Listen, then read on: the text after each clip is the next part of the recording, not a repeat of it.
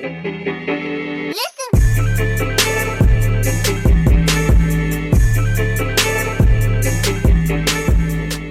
and welcome to the BA Sports Podcast. Today is the 12th podcast, and we are recording today on September 30th, 2016. As always, we are happy to be a part of the BA Network. We are your hosts, Adam and Ty, and today we will be talking some Josh Gordon, the Browns, and we'll also be talking a little bit about the Indians clinching the AL Central, along with going over our Facebook discussions we had last week. So it should be a lot of fun. Ty, how's it going? I'm not doing too bad. Like you mentioned in the intro, we did have a lot of good discussions this week on Facebook and Twitter and all our social media, really, about Tom Brady, about some nicknames, just all sorts of stuff. So I was really glad to see that response from people, from listeners. Right. How about you? How you doing? I'm all right, yeah. Definitely looking forward to this week, although most of the news we're going to be talking about is not good news. No, but, very bad news. This is a Cleveland sports podcast. We got a couple bright spots in there. Yeah, with the Indians. Yeah. But, it's football season, so we're talking a lot of Browns, and very rarely is there good news when we're talking about the Browns. But we're going to try to turn it around and make it some fun. But first, I think we're going to go ahead and start with our social media interactions we had this week about our Tom Brady being a system quarterback. You know, we popped that question up last week, talked a little bit about it. We had some pretty good feedback, though. Yeah, we did. First off, we got Tim, our boy Tim, who, who's been on the show with us once. He commented, we know he's a big Tom Brady fan. He said that Tom Brady is an all-time great who landed in the perfect position. The Patriots would still be a playoff team with Galapagos turtle island or whatever, Garoppolo or Jacoby Brissett. But he doesn't think that they would be Super Bowl contenders. Okay. How do you feel? I agree with that. I mean, we've obviously seen how good they can be with their second and third string quarterback. I mean, they could probably make the playoffs with Edelman at quarterback. Who knows? You know what I mean? But with Tom Brady, he really does give them that next edge. And one thing I heard, I was listening to some arguments for that Tom Brady discussion is in every Super Bowl he's been in, he's led that team to a potential game-winning drive. Obviously, the defense has let him down a couple of times to where the Giants came back, obviously, with the helmet catch and stuff like that. But he's always led that team to the winning score. So Tom Brady always puts them in position to win the game. Right, exactly. Right. And I don't disagree with that. And obviously, it's true because it's happened. It's not like you're making that up. Right. But to me, Tom Brady is still a system quarterback in my eyes, but he's the perfect system quarterback for the Patriots. That's kind of my point is I'm not saying that what Tom Brady has done in his career should just be overlooked because he is in the perfect position. But I just don't see him being a successful quarterback on any other team. That's my whole point. No, I can't get behind that. Last week I was sort of on your side, but this week, after looking up some arguments and stuff, I can't. He's an all-time great. He would have been great. I mean, you think even if he was a Miami Dolphin or a Minnesota Viking or anything from the beginning of his career that he would still be, maybe not 4 rings, maybe not quite to the level that he is, but you still think he would be up there as terms of all-time great? Yeah, I think he's just that kind of player. He has that work ethic. He has that drive to get better. Obviously, Belichick really enhanced his development, but I still think he would have developed into a great quarterback on his own with anyone else as coach. And I know Mike Green agrees with you. He's another one that commented. He said that Brady puts in the work to be an all-time great, always working to be better, and has the drive to keep ahead of everybody else. Yep, I agree. That was his argument on Facebook. I agree with him on that 100%. So I think you're basically alone on this. I don't think I am. At least from our responses. Jake Campbell, he says, it's tough to envision that scrawny guy from Michigan being good without the Pats organization. So I have at least Jake on my side. You always Jake. And, I know Jake. I went to school with him, and he's a Steelers fan, so rarely are we ever on the same side of anything football-wise. But he's got my back here. To me, I want to try to put this into words and describe it how I feel about it, but without me saying that he just wouldn't have been good on another team. Bill Belichick, to me, is the greatest coach of all time. Okay. And they have a system in New England and that he was trying to put in Cleveland before Art Modell moved the team.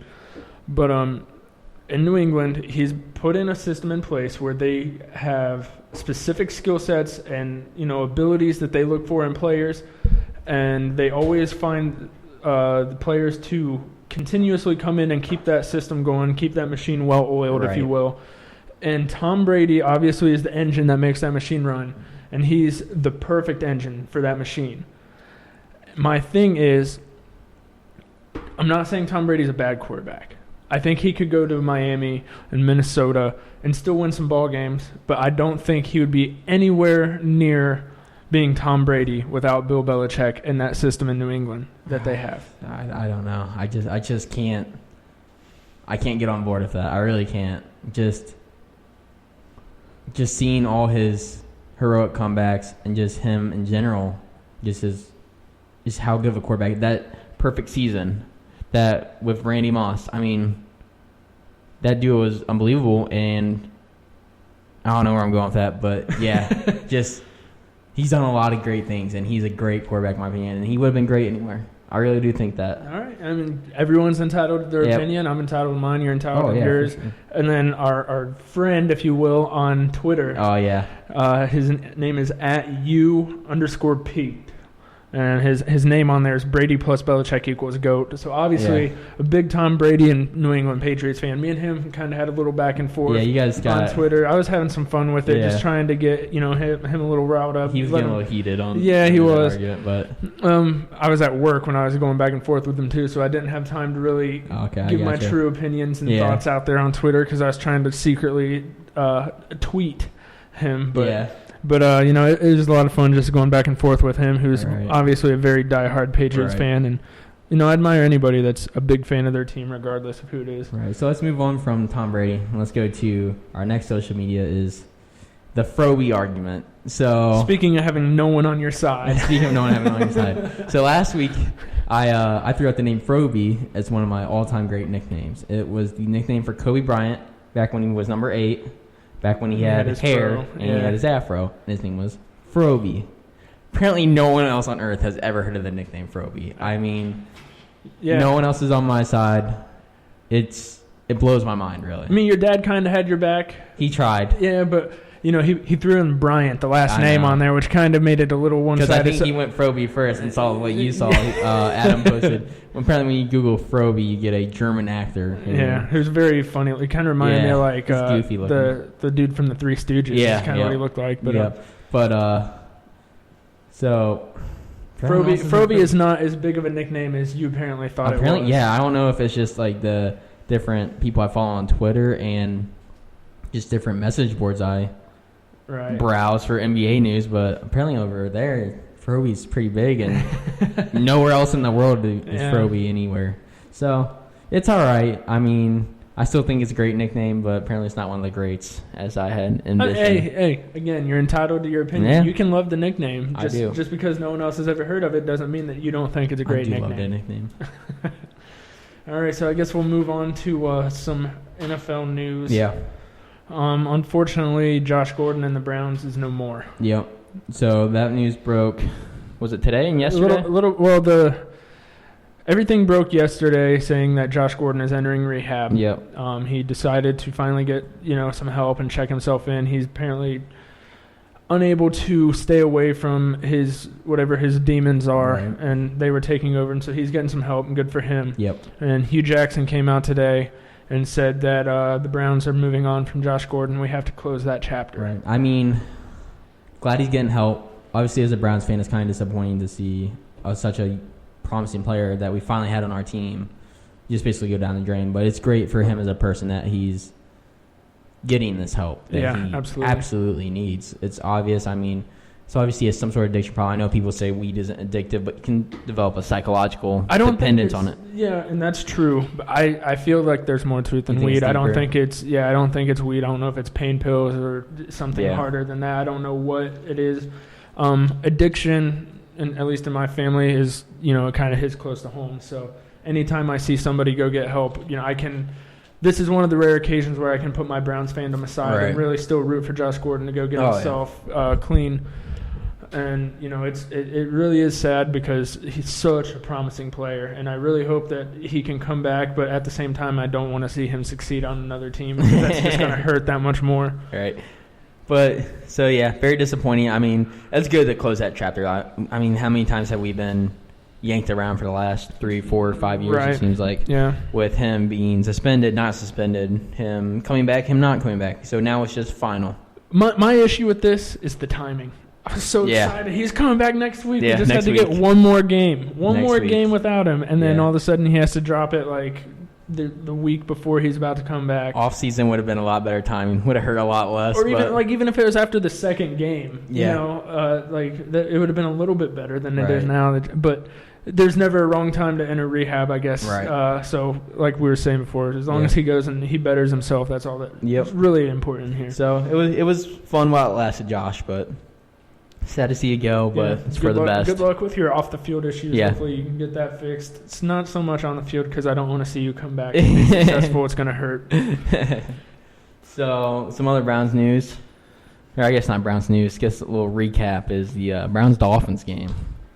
Great game. It was, surprisingly. Great game. I mean, I think everyone suspected, like we do every week, that it was just going to be a blowout. But no, we really gave them a great game. And if it wasn't for a second-string kicker, we would have won. Oh, yeah. We easily. had three chances to win the game, and 3 chances were wide right or left. Yep.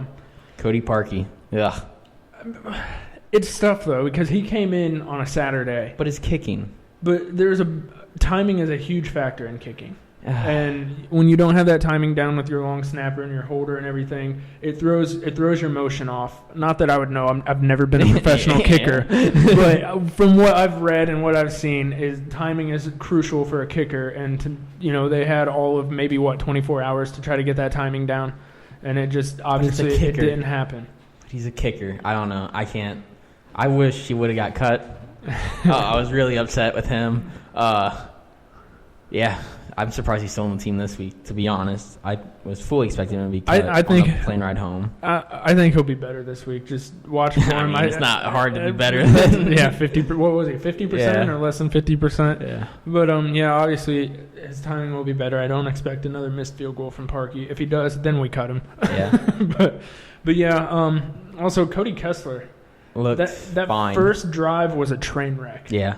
Fumbled it twice. He had a delay game on the first snap. He fumbled, the second or third snap, and then fumbled and got hit. It was a screen pass that he double clutched on for some reason. Either you throw it at the ground or you do something else. Right. Don't just hold on to the ball. And he got smashed and the ball came out. Yep.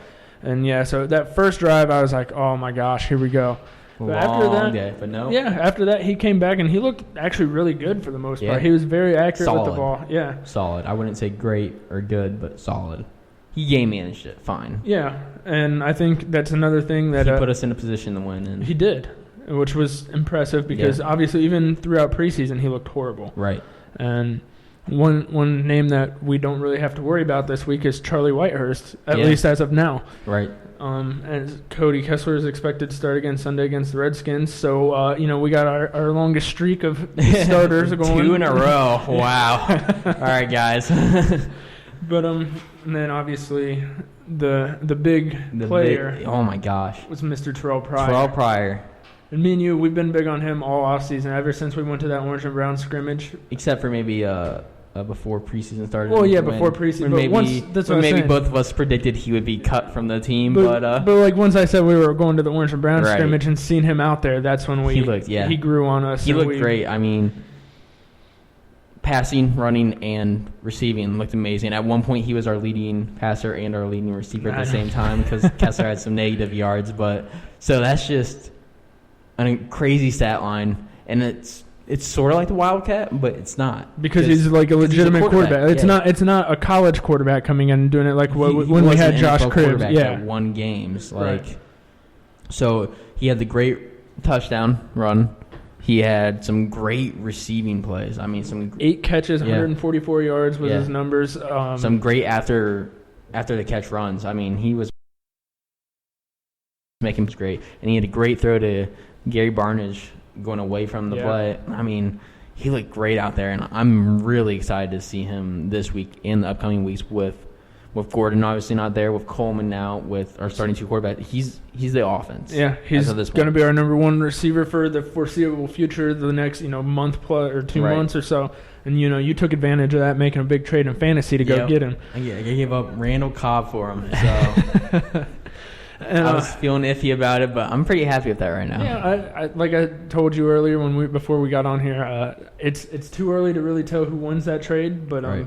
You're looking good right now if he continues to keep playing like he did last Pryor week. Definitely has the potential to be a home run hit. Yeah, absolutely. He also has the potential to be a big crap too. Yeah, so we'll see what happens, but yeah, trade for him. But yeah, he looked great. Crowell looked great again. Yeah, he's second in the NFL in rushing. No, surprisingly. Yeah, I mean, crazy. it's that.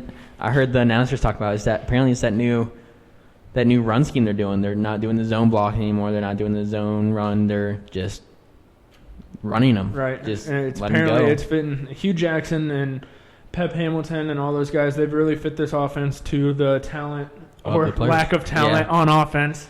I mean, we're looking like a somewhat decent offense with a third-string quarterback. A former NFL quarterback is our number 1 receiver. We're missing our starting center. We have our left guard out there. Just got arrested for drugs and all that stuff. You know what? What's that? When you texted me about Alvin Bailey and I said at least it wasn't Josh Gordon, I wonder if Josh Gordon was involved. Because I wouldn't doubt very soon if we find out that there's a failed drug test coming from Josh Gordon. You never know. You never know. It obviously just clicked in my head as we were talking there. Yeah. But that I guess that's something we'll be on the lookout.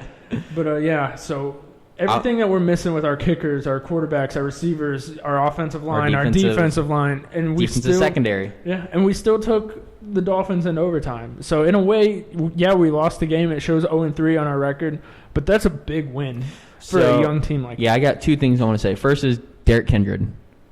He had a rough game in coverage, but, man, was he laying some hits. Dude, I love watching him hit. I love watching him get up and talk. He was drawing at Jarvis Landry. Landry was drawing at him. I mean, I loved it. I mean, Kindred looked great. He can hit. He's T.J. Ward. Yeah. He's just like T.J. Ward was, someone that comes out and lays the boom. Might not be the best in coverage, but he's someone that's going to make receivers think twice about coming over the middle.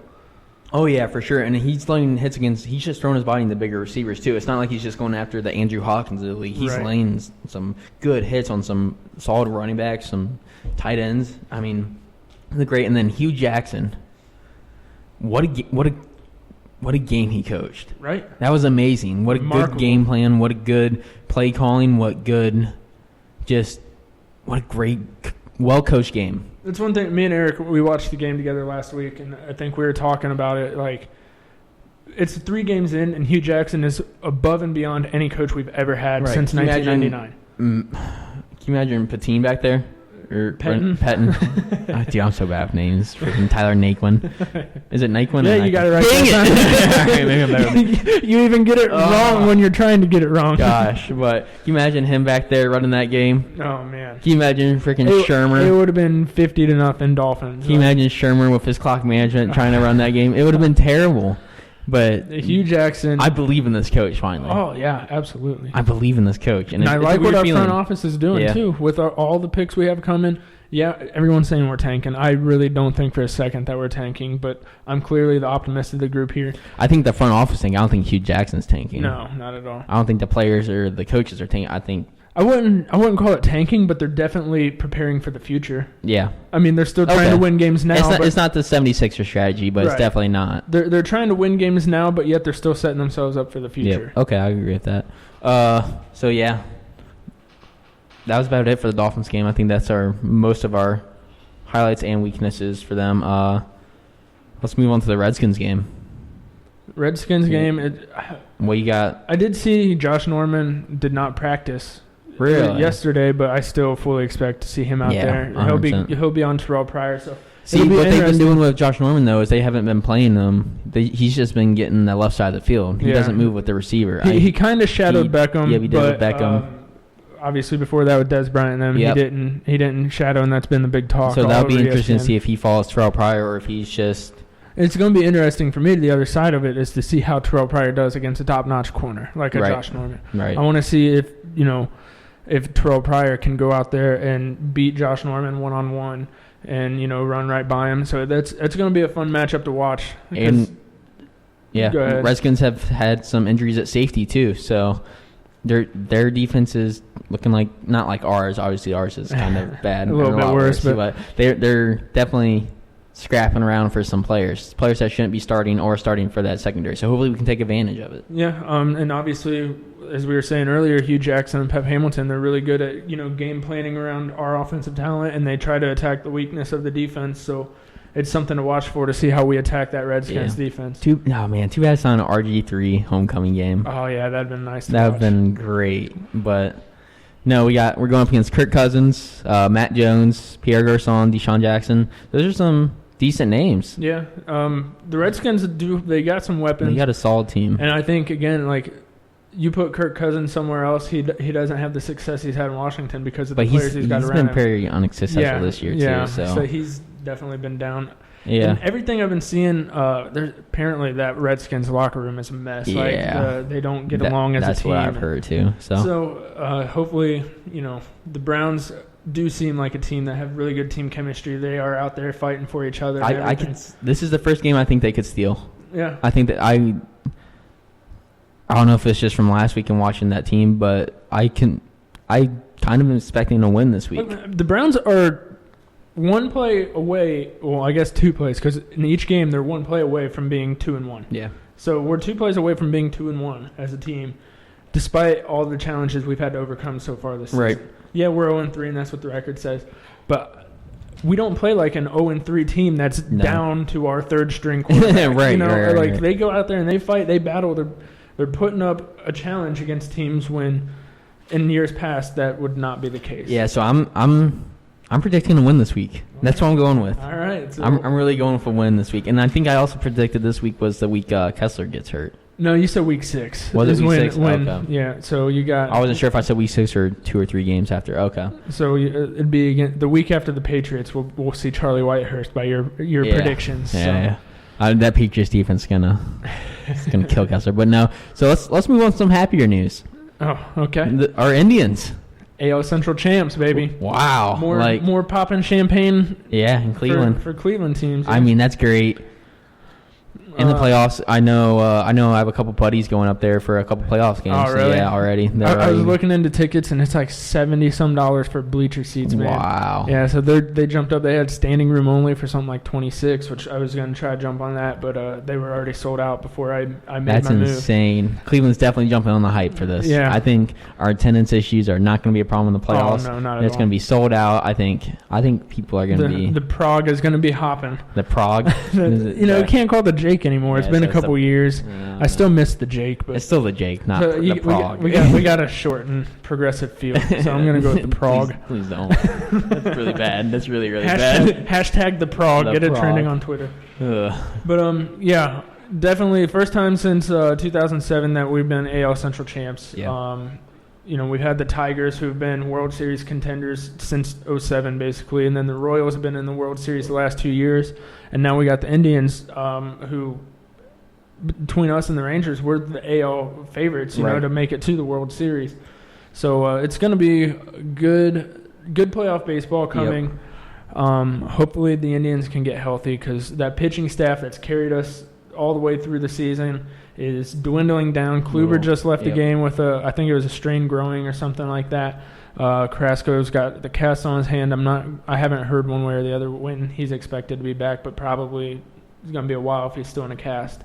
But yeah, they just need to hopefully stay healthy and get healthy. That offense, we've been scoring some runs lately. Obviously, after we clinched, we got beat 12-0 by the Tigers. But I think there's a little bit of a hangover factor there from the celebration. So these next few games end out the season. I ain't too worried one way or the other what the score is. We got it done. We're just going to try to get into the playoffs healthy. So So I mean, it's looking good for Cleveland. I know. Real good. We went 50. I saw this tweet, and I wish I could give credit to whoever did it. I think it might have been SC Cleveland or Matt Marin or whoever it was. But he's like, we went 52 years without a championship, and now we have a legitimate chance to win 2 championships in 1 year. Yeah. How crazy is that? That's great. Are we going up to the Indians parade? Oh, absolutely. All right. I hated every second of being in that Cavs parade, but I would go Dude, again in a I don't heartbeat. know if I can do another parade. That was rough. That was a rough This day. time I want to be on the parade route. I ain't stand nowhere near the stage because that was terrible. Dude, that was a rough And day. I really don't expect 1.3 million. people to be No, there. I expect... How much do you think would come out for an Indians parade? I think the reason why there's 1.3 million is obviously the first 52 year. yeah. Since there's going to be a lot of people, kind of like me and you have said before, that hey, now we've experienced it, we don't have to go to the next one. But then I think there's going to be a lot of people like me, to where I'd say probably 750,000. 150,000. 750. Oh, 750. Yeah. Dude, 150. That's terrible. No, 750. Like it's going to be Okay. quite a drop off, but still a pretty good turnout. I can see that for sure. But we might have to think about it. All right, we're getting ahead of ourselves. We got to at least wait until we get to the World Look how Series cocky we before are we now. start. Us Yeah. Cleveland fans are so cocky now, just expecting championships. Hey, city of champions now. That's what we are. So some other baseball news is unfortunately the passing.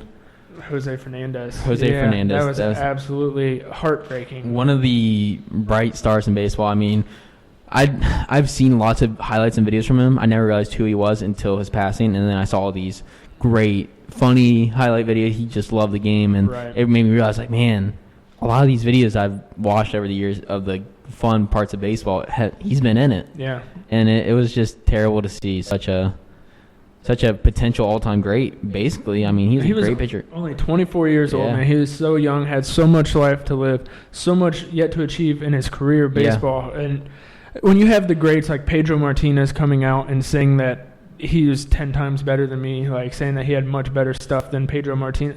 Pedro Martinez, like, I don't know him personally, obviously, but he's not the kind of guy that goes out and just, will give... Right. We'll say people is better than him, and he said that about Jose Fernandez. And another thing, one big factor that obviously we can't personally relate to, but one thing that really I think is getting overlooked is he's got that Cuban. What's the word I'm looking for? Where the Cuban community down there in Miami, Florida. He really was an inspiration to a lot of them. Yeah. He was a defect from Cuba. He escaped Cuba. Him and his mom, and there was on a raft. Yeah, and there was a story I read about when they were on their way leaving Cuba. They were obviously getting shot at, and they were dodging bullets. And then once they were out in the water, someone said someone fell overboard. And he went out, and it turns out it was his mom. Yeah. And he went to save him selfishly, not knowing who it was. And when he got there, he goes, "You can imagine my shock when it's my own mother." Right. Like that's right there says everything you need to know about the kind of person he was. Yeah. I mean, sad to see it go. Some great moments, though, came out of it, with D. Gordon hitting that home run in the first at-bat. That was amazing. He came around balling. That was really emotional moment. Great moment for that team. And then also his childhood friend, I think, for Arizona, the shortstop for Arizona. Yeah. I forget his name, but he grew up in Cuba right next to Jose. His dad taught Jose how to play baseball, and he went out there and hit a grand slam, I believe. Yep. And just amazing stuff you can't write. The quote from D. Gordon, dude, like that really, like, it kind of spoke to me. He said that when he got into the clubhouse, he told his team, he said, "Boys, if you don't believe in God," he goes, "you might want to start, because I've never hit a ball that far, not even in batting practice." Right. He's like, "We definitely have some help out there." Right, so which I don't know, it just gave me chills watching that. Absolutely. I really did. It was amazing. Really loved every second of that home run.